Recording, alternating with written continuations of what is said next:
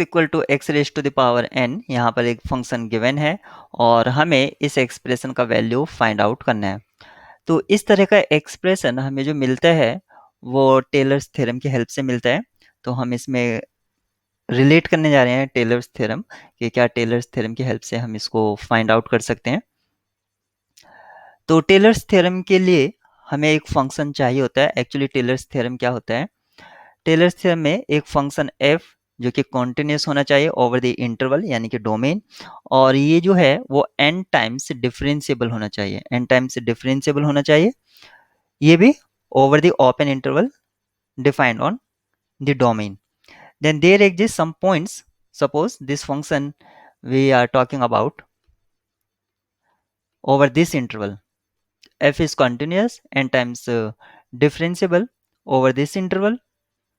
Then there exist some points in this interval defined by. तो हमें इसके बीच में कुछ पॉइंट्स मिलेंगे और इसके बीच में क्योंकि हमें x से लार्जर पॉइंट चाहिए तो x प्लस थीटा h कर देते हैं। थीटा का वैल्यू हमें 0 और 1 के बीच में रखना होगा, अदरवाइज हमें इस इंटरवल से बाहर चले जाएंगे। तो थीटा को हमने 0 और 1 के बीच में चूज किया। तो इस इंटरवल के बीच में हमें कुछ ऐसे पॉइंट्स मिलेंगे कि हम एफ एक्स प्लस एच को लिख सकते हैं, यानी कि जो एंड वैल्यू है, and value of the interval F x plus H F prime x factorial 1 plus H f double prime x upon factorial 2, और ये इसी तरह से चलता रहेगा।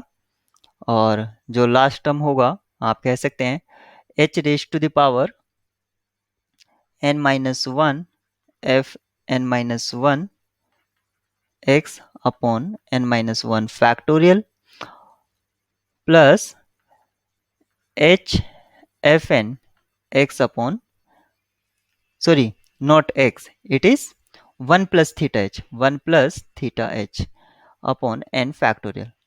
तो ये लास्ट टर्म होता है और समटाइम्स हम इसको रिमाइंडर टर्म वगैरह भी कह देते हैं। अगर यहाँ पर क्योंकि जो मुझे वैल्यू निकालना है वो आप देख सकते हैं यहाँ पर किस तरह से है, एफ एक्स आता है यहाँ पर हमारा स्टार्टिंग में, यानी कि F1 दे रखा है। तो हम जो है इंटरवल को चूज कर लेते हैं, जैसे कि यहाँ पर थ्योरम के लिए तो ये है, तो हम उसको अगर चूज कर लें 1 कॉमा 1 प्लस एच, तो तब हमारा कुछ काम हो सकता है।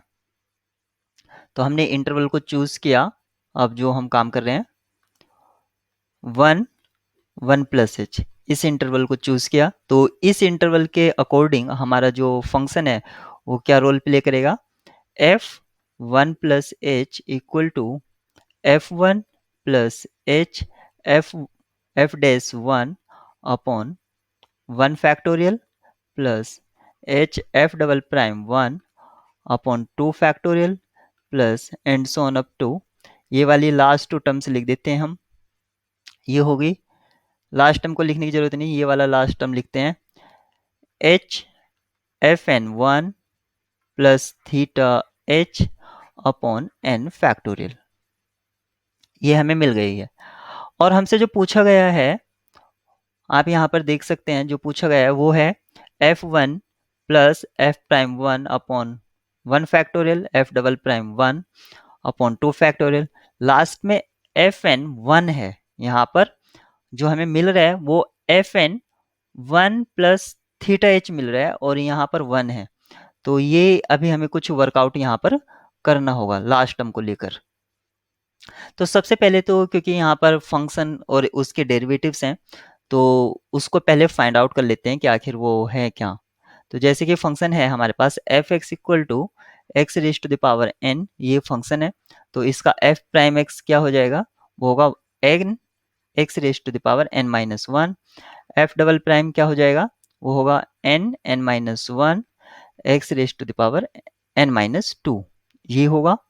इसी तरह से अगर हम उसको डिफ्रेंशिएट करते जाएं तो एफ एन क्या होगा हमारा, वो होगा n n minus one and so on up to n minus, कहाँ तक करेंगे हम, क्योंकि एन टाइम कर रहे हैं तो यहाँ पर अगर हमने 2 किया था तो यहाँ पर उससे एक कम, तो अगर एन करें तो एन माइनस वन आ जाएगा, यहाँ पर ऐसा समझ सकते हैं। और एक्स की पावर कितनी होगी, n माइनस एन, यानी कि n माइनस एन ये 1 हो जाएगा, क्योंकि x raise to the power 0 1 हो जाएगा, और ये भी यहाँ पर क्या हो जाएगा, इस ये वैल्यू 1 होगा, यानी कि डायरेक्टली मैं लिख सकता हूँ n minus one and so on up to 1। और ये जो वैल्यू है आप देख सकते हैं ये n फैक्टोरियल का है, यानी कि जो एफ एन एक्स है वो मुझे एक कांस्टेंट फंक्शन मिलता है, कांस्टेंट फंक्शन मिलता है। अगर मुझे एक कांस्टेंट फंक्शन मिलता है तो जो हमें लास्ट टर्म यहाँ पर मिल रहा था, आप यहाँ पर देखिए जिसको मैं रेड मार्क कर रहा हूँ, यहाँ पर ये अब मैं क्या लिख सकता हूँ, f N one plus theta h, f N one plus theta h, ये जो वैल्यू होगा ये किसके इक्वल होगा, एन फैक्टोरियल के होगा, क्योंकि कांस्टेंट फंक्शन है, जो एन nth प्राइम है वो क्या है, कांस्टेंट फंक्शन। लेकिन हमें यहाँ पर वैल्यू क्या चाहिए, एफ एन वन चाहिए, यहाँ पर हमें वैल्यू चाहिए एफ एन वन। तो क्योंकि हमें जो मिला है एफ एन एक्स जो मिला है वो मिला है एन फैक्टोरियल, इसका मतलब एफ एन वन क्या होगा, वो भी एन फैक्टोरियल होगा, और ये जो वैल्यू है ये किसका वैल्यू है, f N one plus theta h, यानी कि हम वन प्लस थीटा एच को किससे रिप्लेस कर सकते हैं, इस चीज से रिप्लेस कर सकते हैं। तो अब हमें एक्सप्रेशन क्या मिल जाता है, अब हमें एक्सप्रेशन मिल जाता है F one plus H equal to F one plus H F prime one upon one factorial plus and so on up to H raise to the power N F prime one, क्योंकि इस वाली term को हमने replace कर दिया है f N one से, तो ये एफ एन वन हो जाएगा अपॉन एन फैक्टोरियल। अगर अब मैं यहाँ पर पुट कर देता हूँ h इक्वल टू वन, यानी कि जो मैंने इंटरवल चूज किया था 1 से 1 प्लस एच, अगर इसका मीनिंग हुआ मुझे जो इंटरवल चूज करना चाहिए वो 1 से 2 करना चाहिए, अगर मैं h equal to one put कर देता हूँ तो ये वैल्यू होगा f2 equal to f1 plus f dash one upon one factorial plus and so on F dash sorry F N one upon N factorial. इतना वैल्यू हमसे पूछा गया है, जो राइट में आप देख रहे हैं यही वैल्यू हमसे पूछा गया था, और ये वैल्यू किसके इक्वल है, ये वैल्यू इक्वल है f2 के। और f2 हम कैसे निकालेंगे, क्योंकि हमें पता है एफ एक्स क्या है, x raise to the power n, so f2 क्या हो जाएगा 2 के पावर n। तो हम देखते हैं कौन सा ऑप्शन 2 के पावर n वैल्यू दे रहा है, तो ऑप्शन ए यहाँ पर ट्रू होगा।